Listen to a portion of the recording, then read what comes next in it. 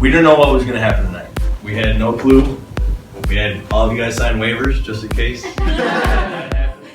We gathered over 70 of our closest friends, family, community members here in the Tiesta tea office. We brewed up over 500 cups of loose leaf tea for people who are in need this winter. We have all these amazing people here to donate their time and their energy to make Chicago just a little better.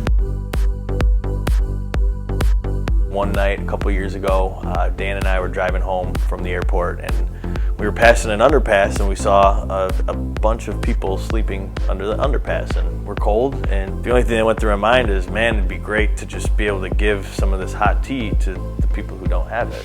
Luckily, we all have warm beds to go home to tonight. Thousands of people in Chicago are sleeping on dirt floors or the streets out there. We might not be able to change the world, but we might be able to change someone's world, at least for a night, at least for 5 minutes. We went out into the community, on the streets, in some of the shelters around Chicago, handed out cups of tea, handed out food, clothing, stuff to keep them warm, and the whole idea really was to just make their day a little bit better. It's rough out there, especially in the winter in Chicago, and we want to be able to do our part, and this is one way that we can show our appreciation. Somebody asked why we were doing it, and then we said we're spreading the word and trying to be kind, and he said awesome. We're a small company, and it's really important to us that we give back to all the people around us since we've had help to get where we are. It was nice just to be able to kind of, look people in the eye, talk to them, and just, you can tell that they appreciated it. And then we've got a warm item of clothing donated by you guys. And we'll be adding a kit of shampoo, conditioner, and soap, compliments of the Westin. Friends, family, and community members donated clothes, hats, scarves, gloves, blankets.